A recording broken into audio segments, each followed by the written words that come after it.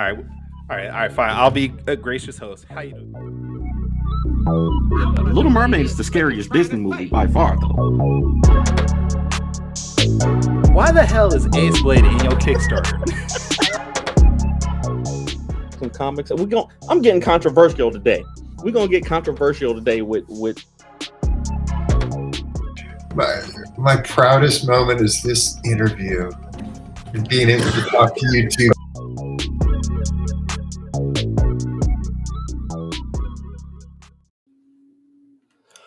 Oh, ladies and gentlemen, boys and girls, children of all ages, Taurus Comics, in collaboration with Fourth Wall Productions, respectfully brings to you the 93rd episode of the Four Tales podcast.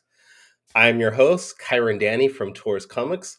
Across the way is a heliotrope essayist of Ace Blade, Danny Kyron, and together we're your two award-winning blurred comic creators here to help you find your next favorite comic. We are live on the Age of Geekdom Network via Facebook, Twitter, Twitch, YouTube, and also TikTok. So if you're listening or watching us live, thank you for your support. But don't forget to like, subscribe, share, and review this podcast because all your positive reviews and interactions help us reach a bigger audience. Danny J. Quick, how you doing, man? I'm doing good, Danny Kyron. How are you? Oh, my bad. I'm sorry. Danny Kyron. Oh, I'm Danny Kyron. Danny. Oh, yeah. I'm Danny Kyron. You're Kyron Danny. Okay. Yeah, okay. Danny Kyron, Kyron Danny. We good. We good. We good. Terrible. What's up, man? What's new with you? Nothing much, man. I don't know if I told people this, but we had to shut down our escape room for a little while. We got some things that we're working on for the. Did too many people escape? Is that why you had to shut it down? No. So we needed in the escape room I had the Ace Blade mannequin in there, right, with the Ace Blade costume and everything. But we needed the costume for something. I can't say what yet, but we needed the costume, so we had to take Ace Blade out and so we had to shut down the escape room until we can get him back in there. That's all I can say. Okay, so I'm gonna just throw it out there because I've seen your social media posts and I saw Lady Ace Blade out there, not Ace Blade Jr., Lady Ace Blade. If you actually look at the posts, Yes. So I'm assuming it's related to that. Yeah, it's definitely related to that. But we got some things planned. We got a Kickstarter coming up. So me, I like to do some extra things for Kickstarter. So hopefully it works out. Okay, did you want to just real quickly tell us anything about the Kickstarter? Things that people can look forward to, when it's going to launch. Yes, Ace Blade number 7 is done. This is the first time I've had a book fully completed before we've done a Kickstarter. So we're doing things a little differently this time, but and that's all because of the people on TikTok primarily. Primarily, yes. No. We've been doing okay. So we actually are ahead of the curve this time, and I just think it's going to be cool. We got some pretty cool stuff, but we're not going to try to be super outlandish about it. We're going to launch it and try to get as much support as we can, and then make it work. So I ain't trying to go too deep into the bag of tricks, but we'll see. What about you, man? What you been up to? I've just been drawing. Honestly. Any more TV appearances, anything like that? No new TV appearances. But I will be at a wrestling show in like 2 weeks. Wrestling? Yeah, wrestling. Are you going to be wrestling? I am not going to be wrestling. I'm going to be vendoring at the show. Okay, but the show is the promotion that I used to wrestle for. Okay, yeah.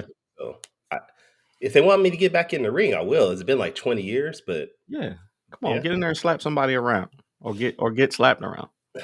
But I'm all squishy now. I don't like pain. It's just more padding. It is. It's a lot of padding. It's too much padding at this point. I need to work out better. I need to work out more is what I need to do.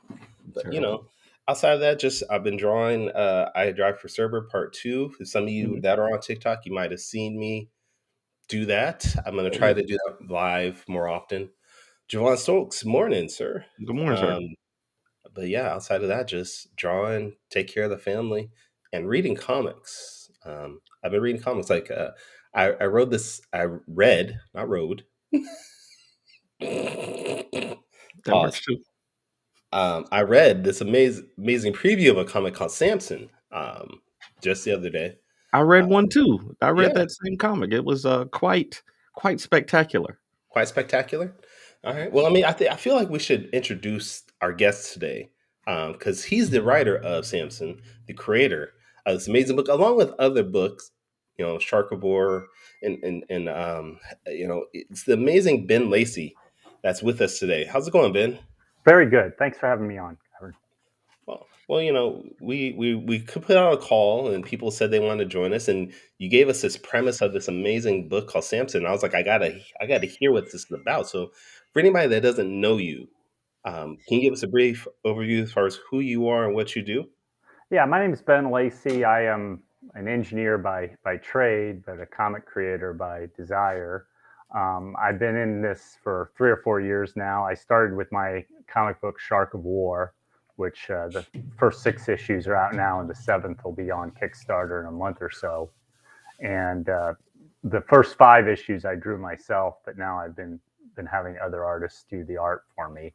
And so in addition to Shark of War, I've spun off into a couple of other books, including Samson, which is my first superhero effort, and I'm really excited about it because I think it's both unique and still fits into a traditional superhero comic idea. That's awesome. Now, I did read Samson. I did read Shark Award. I read was it Vixens? The other one? Yeah, Vicious Yep. Vixens. That's But one just thing I noticed though with Vicious Vixen is that Shark of War leaked into that one. So will we see your other books leak into Samson in the future too? not Samson's kind of in a self-contained the Shark of War universe, which also has the Vicious Vixens and the Cthulhu Man, which is another one of my books, are Hmm. kind of a more, I don't want to say realistic universe, but more like our own world where there's not a lot of incredible super beings and things like that. You've got the shark who's a cyborg. You've got some other efforts to make monsters by this woman who's trying to modify human DNA and merge it with different creatures to give them special powers. But otherwise, there's not a lot of super beings in that. Samson's world is a little more like early Marvel. There's not like a zillion super beings like there is in the current Marvel and DC universe, but if you go back to like the early 70s, late 60s, and you have like 3 or 4 superhero teams and maybe a few dozen superheroes at most. That's kind of the world he inhabits, at this point. And when the story starts out, it's in World War II when, the superhero beings are just starting to come into existence. And similar to like, early Marvel, some of it's inspired by government efforts to make their own super soldiers. Captain America obviously was based on a U.S. effort to make a super soldier. Samson is based on a Nazi effort to make a super soldier that fortunately doesn't go completely right for them. Right. So, because they're experimenting on Jewish children in the concentration camps. But it's kind of similar to that in that, when the story's first taken off in World War II, there's hardly any super beings. Later on, when the book picks up later, because it covers a fairly significant period of time, it's a more developed superhero universe. But it's not like current Marvel where it's like overflowing, which I really, one of the things I don't like about the current Marvel and DC universes is they almost have too many super beings in them, and it kind of makes it not, hard to believe the stakes and hard to believe it's unique. I get that. I get that. And I definitely saw the similarity, especially with Captain America, when I was reading it over. I'm going to pull up your Kickstarter right now, which is where Samson is at. So it looks like you have like 12 days to go. Yeah, it's pretty tight. That's why I'm glad to be doing these podcasts. Now, definitely amazing artwork on this. Who's the artist on this? I can't remember the name. Jonabas Cranio. That's right. See, that's why I know And I the couldn't colorist pronounce it is properly. Anton Anton Polkov. Polkovsky. Yeah, he's actually a Yeah. Ukrainian artist who, interestingly enough, I came into contact when Russia first invaded Ukraine because he was on Facebook, asking for work because he needed money due to the invasion situation. Oh And wow. I hired him to do a print of for the Shark of War back then, and then since then I've used him as colorist on various books. Okay. Awesome. That's awesome. So what I want to know. So I've seen your other books, the Shark of War book, right? I think you got 6 issues of the Shark of War. Is Yep, that and right? seventh's coming out soon. Right. What are the challenges? I know for me, we're on the 7th issue of Ace Blade right now, and launching another series would be like a huge like task. We just did, Battle of the Black Rose.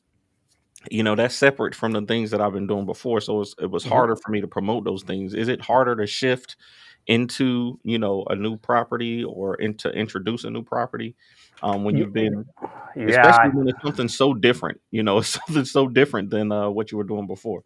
I think it's hard in terms of the audience I've built. Mhm. The Vicious Vixens and the last issue of Shark of War were about twice as far ahead on Kickstarter at the same time point as this book is. So a lot of my audience is, expecting a certain kind of book for me, that kind Right. of sci-fi, a little over the top.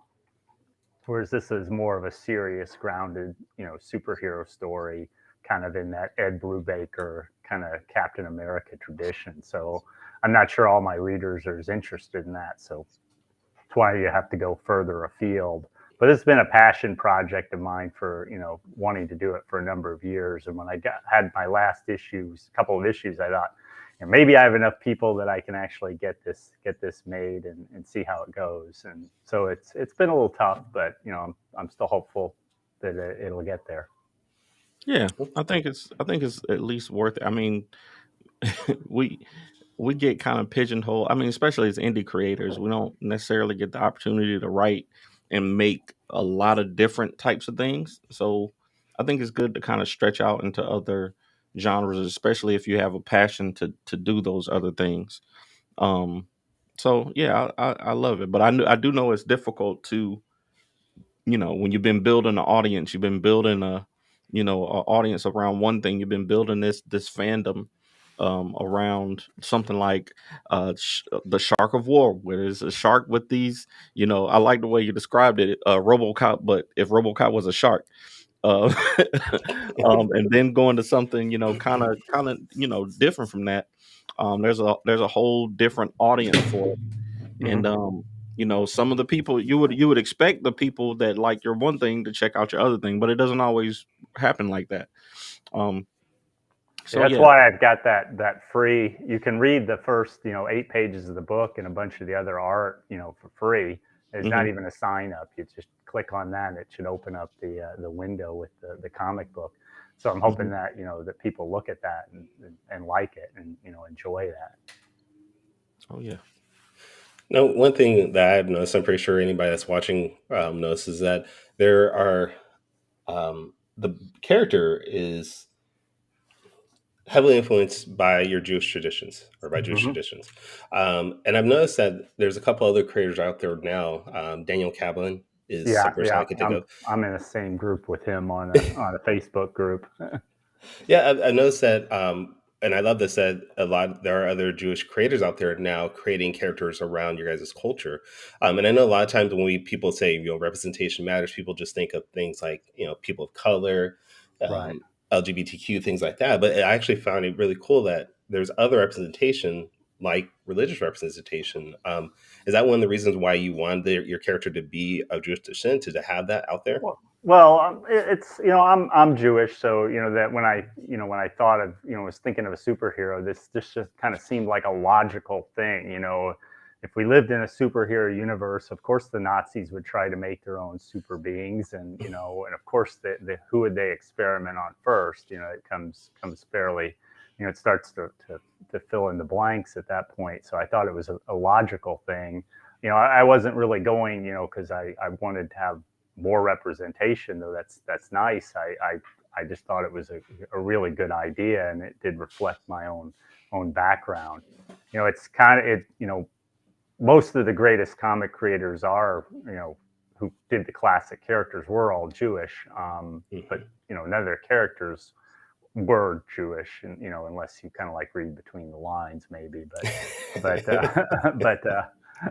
but even the ones that they now say are Jewish, like the Thing or Kitty Pryde, it's not really relevant to who they are. The Thing would still be the Thing, whether he was Jewish or Christian, because it's not, they've kind of worked in some good stories with it, but it's not integral to his being. Whereas Samson exists because he's a Jew and he had this stuff done to him because of the Holocaust. Yeah, I think that's great. I think when I actually went to Auschwitz when I was with the military, Wow. I was out there See how for he just casually throws that out there. Oh, I was out there. no, I mean, we were there on got a in that veteran. we were running I was a combat medic, but Wow. one summer we were out there running a clinic, and just during the weekends we got to go out and things, and one of our captains was like, oh, we should all go out to they had this whole thing set up, and I think I was so young at the time that I didn't put two and two together until we got there, and I was like, oh my god, this is it was just a one of those things that absolutely impacts you if you look into it, and you start to read about it, and you meet people who are descendants and things like that. So I think that it's very important to tell these stories, and to and even infuse them into to our comic books and the fiction that we write. Even the real life things should absolutely influence the things that we create. So props to you for that. Yeah, it was interesting that when I posted on Facebook some of the cover pictures, one of the people on Facebook suddenly shared these pictures of his great uncle at the concentration camp Bergen-Belsen. His great uncle was part of a British regiment, and they liberated the Bergen-Belsen concentration camp. And he saw my thing, and he started sharing pictures of his great uncle, in the concentration camp, when they liberated it. So that was really cool that somebody saw my stuff and was thought enough to share that with me, and I was really excited to see that. Nice. All right. Now I do want to talk about not just Samson, because I want everybody to support that as much as possible. But you also have Thank you. other books. We also have other great books. And I was reading over Shark of War last night, and I was noticing when I got to, I think it was issue 6, like you were mentioning earlier, you were doing the artwork up to that one. Right. What was the reason for the change? Like, a couple of reasons. First off, my art ability is based purely around my ability to manipulate a computer. It's all. I'm not doing a lot of I'm doing some hand drawing, but it's mostly using a lot of computerized models, then post processing them, and then doing some line work and adjusting the look to make it look more comic booky. But it's still very much going to be limited. And I thought for Shark of War, it works pretty well because it does a nice job, with sharks. But once you get into people, like a lot of the digital comic books you see that use 3D models, they look very, they look robotic rather than it looks good for video games, I guess, but it looks less good in a static comic book. And so I wanted to, upgrade my art. I wanted to have it look better. And of course, the other thing is, I was spending like 2 hours a night or more, plus doing my day job, just trying to get, the comic book drawn. And it was taking, I don't know how people do a comic book a month, but it was taking like 4 months for me to get the comic book ready, not even doing anything else. So I knew if I wanted to, keep going, I wanted to have other people do the art. And by this point, I'd met a bunch of people in the different communities and stuff. So I knew where to go to look for artists, which was, something I didn't know anything about before when I decided to do it myself. So I started hiring artists to do the book. So for Shark of War 6 and now 7, they're hand drawn art, well, digitally hand drawn artwork. Same for Cthulhu Man and of course the Vicious Vixens, also all hand drawn. And with the Vicious Vixens, I think it would look terrible if I tried to do it. It wouldn't look terrible, but it would just look, okay. Whereas, the artist for Vicious Vixens, I think he did a really good job. The women in a comic book like that have to look pretty. It's kind of a requirement, but and cool and tough and all that. And I thought he really did a good job with that. So from now on, for the most part, I'm having other people do the art. I'm still doing a Shark of War. For Shark of War, I'll probably always still do a cover. I always do some kind of Jaws tribute cover. You can kind of see one in the background here. Let me see. I'm trying to point. Yeah, I always do something with the Jaws tribute for either the Jaws poster, or some flip on the Jaws poster, or here's the sharks, the one being attacked by a horde of piranha, or for Jaws 2 or Jaws 3D. So I'll probably do something like that for every Shark of War book, just to keep my hand in, and because some people like the Jaws covers too. I always usually get backers that get them, or even get the whole set. So it kind of keeps a nice running theme for the book. Is it safe to say that Jaws is one of your favorite movies? No, I like Jaws, but I wouldn't call it one of my favorite movies. I actually, if I was going to say my favorite, one of my favorite movies is probably more RoboCop.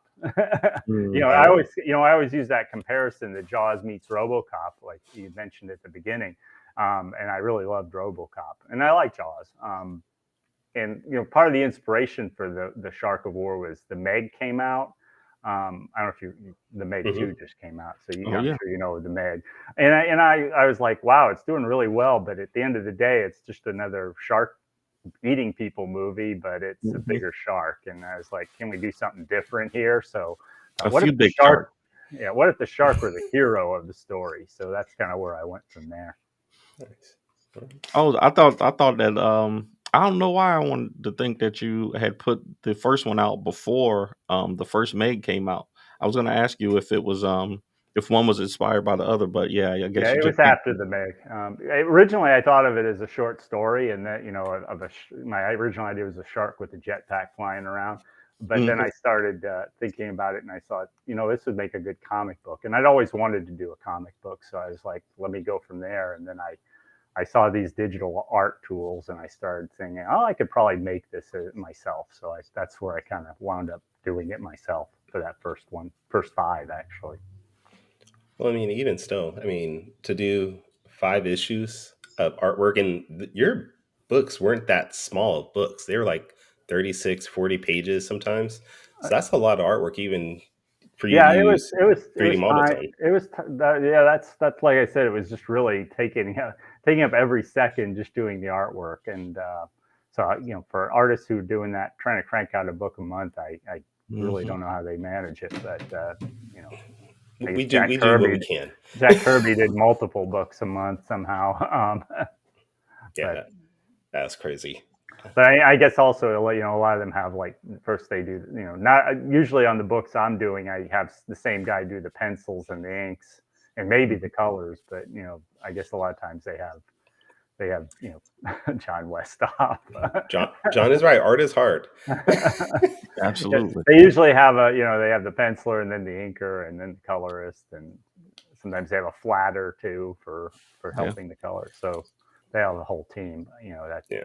I'm kind of limited in my budget for that, unfortunately. All right. John ought to know about that too. We're gonna have to have John on one of these days to talk about books that he's working on, things like that. Well, he's always got 2 or 3 coming out at a time on Kickstarter, so that's a full-time job in itself. Just the the promotion and marketing of a Kickstarter in itself is tough. Oh, yeah. What's your favorite and worst? What's the best and worst? John is not the worst. John is not the worst. Let's not put that out there. What's the best and worst part about the crowdfunding and selling of a comic book? The worst part of the crowdfunding is the actual trying to get the backers. Getting, you're sitting there on pins and needles. Will my book fund? There's some of the people, who are like, the Lady Death guy, and he puts his book up there and it's funded in 10 seconds. And then the only question is he going to make $300,000 or is he going to make $500,000? If I had that problem, maybe I'd enjoy it more. But you just got to make comics for the last like 35 years and you'll be good. I'd probably do that. Probably helps. Or if I were Keanu Reeves or somebody like that, I could, I could jump on in. But yeah, it's so the worst part is, the sitting around for the month trying to get raise backers, and it doesn't happen. There's a lot of stuff on the setup of the Kickstarter. I can't say I enjoy. It's, setting up all the rewards, setting up all the items, and Kickstarter seems to have made it harder lately because they want you to have an image for every item, and so it's like they're making your workload harder. When I'm like, couldn't we make it so I could replicate my last campaign to this campaign, so right. I could, Shark of War 7 isn't going to have that many different reward items from Shark of War 6. So if I could just pull over Shark of War 6, I'd start from there. It would really save me a ton of time, guys. And I'm not the only one who's complained about that. I know that, and it doesn't seem to do any good. So those are the hard parts. The fun part is obviously the creating the story, coming up with the idea, writing it, working with the artists and seeing what they do, and iterating back and forth. And sometimes my vision of what I've written doesn't match what they wind up drawing. There was one page, on Cthulhu Man where there was supposed to be a woman attacked by a bunch of thugs, and the way the artist read it, he thought that the thugs were mutated shark men, and so instead of having thugs attacking, he drew up these shark men attacking her, and I was like, they're supposed to be human thugs, but I like the shark men so much. Put him in the background scene where we see one of these shark men running by, and because I thought it was such a cool little image. So it's kind of interesting to see how my words don't always match what I'm thinking when somebody else reads them. Now, what can we expect in the future from Biting Comics? Samson, Shark of War, Vicious Vixen. What can we expect from you? There's going to be a Shark of War 7 coming out in November. I'm hoping Vicious Vixens to start writing that soon and have the art maybe launch it in early next year. Then it's Shark of War will probably go. My vision of it is 12 to 15 issues for 3 complete story arcs. And that would kind of complete the first story, and then I'll decide, the overall story of his journey, and then I'll decide whether to do more. But in Vicious Vixens probably could also be continuing for some more issues. Samson, obviously, if it funds, I've got visions for at least 5 or 6 issues of it. Not if. When it funds. When it funds. Not if. And then the Cthulhu Man, I kind of did it as a one-off. It has a sequel potential that I may consider doing at some point. He's more of a villain than the other characters. So there's some, and it's more of a horror comic book. So I'd have to see whether I want to do it again, or whether I'll just have him pop up in some other book as the villain. Okay. I love it. No, thank you. I'm definitely glad we ran into these. I hadn't seen these books until we got the news that you were going to be on, and I was like, oh man, these are some good looking books, especially this preview of Samson that you sent to us. It's definitely a story that I want to follow, and that just your descriptions of these books is so good that the last question I got for you before we get to quick takes. What is your process for like the pitch of these books? Is that what you come up with before the story, or or you just like working at it and cutting it down to 2 or 3 sentences. That's one of the things that I know a lot of creators struggle with, me included, is how to describe your books to people. I see, like for Shark of War, you it says it's Jaws if the shark were the hero, it's RoboCop if the cop were a shark. He's an escaped U.S. military experiment who's enforcing the law as he sees fit. The first 6 issues are out, and the seventh will be coming later this year. Read the first issue free at BidenComics.com. That's like all you need to know.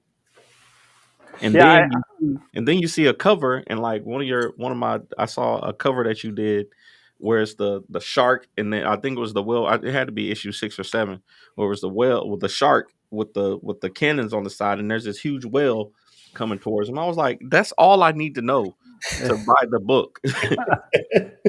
So what's your process for pitching these books and getting it down so succinct to describe it to people? Well, I when I was starting to learn about how to do Kickstarter, one of the things, that all comes later. I always do the story first, and then to answer the first part of your question, and then I had it ground into my head when I was, I'm part of a couple of different comic book groups on Facebook that talk about how to do Kickstarter. And one of the things they grind into you is, you've got that short little opening, and you have to have a catchy blurb, kind of elevator pitch to pitch your book. And so for Shark of War, there's always that saying that you can describe something using 2 movies. So that's kind of where the idea there came from. I was like, well, Jaws and RoboCop, that ought to make it very clear for everybody. Samson was a little harder because I'm thinking it's the Nazis, and they're creating a super soldier, and it goes wrong for them. So that's kind of instead they create their greatest enemy. So I'm trying to encapsulate it in like one sharp sentence, where it's not as easy with Samson to just compare it to 2 movies. I have to kind of compare it to something that people know about, and people know about super soldiers, and they know about Nazis. So I love it. Oh, thank you. All right. I thought Kyron was about to say something, but no. I'm ready for quick takes if you are. Let's get it going. All right.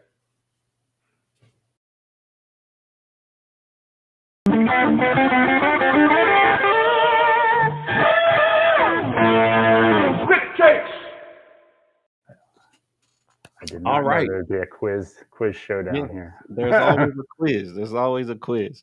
No, so if you haven't seen the show before, Quick Takes is a rapid fire Q&A session where I have scoured the internet. I have stalked your social medias, and I just have 5 questions to ask you for our viewers to get to know you a little bit better. All right. Sure. So you'll have 45 seconds to answer each question off the top of your head, and here we go. All right, first question is homage covers. I see that you do it like we talked about earlier. You have a lot of Jaws covers, and I saw that you did like the X-Men, the X-Men #1 homage covers and things like that. In your experience, what is the benefit of doing something like that, and what might be some of the cons to doing it? The benefit is that I think a lot of people will see it and recognize that you're trying to draw in comic book fans, larger audience of comic book fans, into your book, and then you're trying to get them to back. So that's a big advantage. The second advantage, of course, with variant covers is people expect to pay a little higher price. So you're trying to make your funding, having a couple extra covers that are more expensive for backers that are willing to back at a higher level is really important. The disadvantage, of course, you have to pay for the art. That X-Men cover, with 4 covers over 2 different comic books. So that's pretty good add-on on art. That was a quick 45 seconds. It is. It always is quicker than I think it is. Okay. So question number 2. Like I said earlier, I saw the cover of one of the covers that you did where it was the Whale of War, and I was like, that was instantly instantly something that I knew I would want to check out. So Sharks versus whales. Which one are you going for, and why?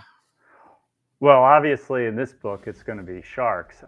In the real world, it's probably the other way around. Is that the orcas kill sharks, and there's a scene in Shark of War 6 where Nasher realizes an orca's after him, and he at first is terrified because he has an instinctual fear of whales and views them as shark murderers, and so he's ready to run.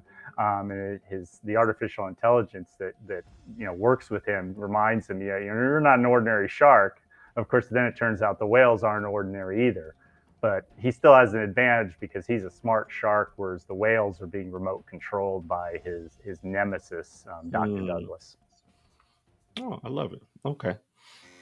Well, it does kind of make the sharks an underdog, even though they got bazookas and weapons. It's all good. All right, question number 3. We talked a little bit about your religion and how you kind of infuse that in the comics. What are some of the pros and cons of doing that too? I can, especially today in today's social landscape, there's whole groups of people who would say, putting your religion in comics is woke and all this other stuff. But like I said, I think that it's a good thing to remind people of the real history and things like that. So, tell me about the pros and cons of putting religion in comics. I think that in the story, when the story requires it, or when it's natural to do, I think it works very well. I know there's a lot of stuff about woke, and I think a lot of that's around changing things that were original and now they're being changed in ways some people don't like. This obviously isn't like that at all. This is the story and the character. So the disadvantage, of course, is there's a lot of controversy around Israel right now. So when people see the Star of David, they may be thinking things about the politics going on in Israel that may turn them off to the book, even though that doesn't really play into the book at all. So you're potentially limiting your audience. I love it. I love it. Okay, so this is a question that I ask a lot of creators. This number 4. I had to change it up recently because we were getting too many of the wrong answer. So I want to know if you had the option to have one person to cosplay your characters, or to have 1,000 people of various talents, do fan art of your character. Which one would you go with, and why? Oh, I'd rather have 1,000 fan arts. The reality is that first off, fan art is something I can go share. If I had 1,000 people drawing Shark of War, that's a lot of stuff to share out, and it also means there's 1,000 people who might want to back my book, which is a lot of people to back your book. So I would definitely rather have 1,000 people do fan art. I mean, I'd rather sell 1,000 copies of my comic at $5 than 5 copies at $1,000 or something like that, because I want more people to see it. So I definitely choose the 1,000. It'd be cool to see a cosplayer do one of my characters, especially if someone famous. That would obviously have some nice stuff to it. But just so you know, I'm gonna dress up as Shark of War for Halloween. That'll be a good one. That'll be a good one. At cons, I have my shark hat, with that has a shark head coming through it. Oh, they do have those like inflatable shark costumes. All you got to do is strap some guns to the side, and you got your cosplay right there. That's a couple of people suggested that, and I was like, I'm at a con though, and I'm trying to sell books and work, and having that kind of stuff strapped to me. There was one con where a young woman came up as a cosplayer. She was like in this inflatable shark. It had like a fan on the side. I can't see a fan on the side to pump up the air pump it up, and it was this inflatable shark. It was really cool. I was like, I should have you walk it back and forth in front of my booth for this, so you can help me bring in customers. And then have that Baby Shark theme song playing in the background. Oh God, no. It's catchy. People do that, and I kind of get a little. I try not to get too annoyed, but I get annoyed. Yeah, that thing was crazy for a while. All right, question number 5. So, I do another show called Top 5 Live, where we do a weekly top 5 list. And on this show, I like to have our fifth question be a top 5 list for our guests. So, I saw a post that you did about I don't know if it was your partner who buys bulk toilet tissue, and during the pandemic, you were saying you didn't think that you would ever run out, and and I want to know, what are your top 5 what are the top 5 supplies that you should buy to survive a pandemic? Oh, geez. Well, the TP is obviously important, but I don't know if it was important because it needed to be done, or just because everybody decided they had to have TP and they went to Right. run on it. It was ridiculous. Yeah, obviously, toilet paper, coffee, because I drink coffee. Alcohol, I'm kind of a bourbon drinker, so Okay. Yeah. some bourbon. Let's see. I guess some canned goods, because canned goods will keep forever. And then, if I was really stuck in a case where all the power went out, I guess I'd want some dried beef or something like that, or one of those REs or something like that to keep me going. Yeah, absolutely. That's But a I good like list. that. That's a solid list. Yeah, I love it. Oh, All right, Kyron. wait, did we lose Ben? Maybe I can He's hear him, frozen, but but I can hear him. Yeah, I'm like it's like my camera locked up. okay. Yeah, Oh no, no! we can still hear you. I'm I in was about I'm to in say frozen mode. That's All right. why I get the. to use my phone for my webcam, probably. All right. That's all right. That's all right. All right. Well, that was Danny's quick takes. This week, quick takes are provided by Um, mm, I have no Frozen clue. Cameras. Frozen cameras. Frozen cameras. And Stanley bobbleheads. No, No. we're doing Oh, Frozen Cameras. okay. All right. Brad says he needs to go back and make sure he's up on all the issues of Shark of War. There's 6, right? Yes. Yeah. All right. So, There's Brad, if you don't have 6, go back and go get them. Go back and I get 'em. have a feeling you should be able to get them through the Kickstarter. Yeah, they're all as add-ons to Samson, or every issue is an add-on in Samson, so you can So, always get it there. so check out the Kickstarter link there, Brad. Get Samson, get Vicious Vixens, get Cthulhu Man, get all the Shark of War. Help support Brad. Help support Ben. Pages in the chat. What's going on? But this has been fun, Ben. We want to make sure that everybody checks you out. Besides your Kickstarter, we check out your work, sir. Where can people find your website, find your other books, and follow you on social media? Yeah, I'm at bitingcomics.com is where you can sign up and get 2 free issues of Shark of War, the first 2 issues, on my website. The Kickstarter, of course, is in the link there. I'm BLacy1 on Twitter, BenLacy1 on Instagram, and on Facebook, I am Shark Comics. Oh, all right. Awesome. Yeah. All right. Shark of War, I think. Sorry. Facebook.com/Shark of War. All right. And Danny, where can people check you out? Oh yeah, if you want to find me, the best place to go is our website, fourthwallpros.com. Also, if you want to find me on social media, it's at the Ace Blade on all social media platforms. Kyron, where can people find you? People can find me at tauruscomics.com. Check out all my books there. You can find me on TikTok, Twitter, Instagram, Blue Sky, Threads at Taurus Comics, and on Facebook at Taurus Comics. But let's see, who do we have next week? Faye, good morning. Hi, glad to have you in the chat there, ma'am. Join Isn't it us Fee? next week. I think it's Huh? Fee. Is it Fee? You're right, because the feed with Fee. I Feed don't know with what's Fee. going on with me this morning. Get your life together, Kyron. I'm sorry, Fee. Good morning. That's my bad. I'm a failure. But join us next week where we're going to have artist Jay Hero with us talking about his work on independent scene and with DC Comics and others. And apparently he has a book cover variant for someone that's on the show. So we're going to talk about that. Thank you, Fia. I appreciate it. But until next time, everybody, sayonara, goodbye, and everyone, please take care of yourselves. Thank you.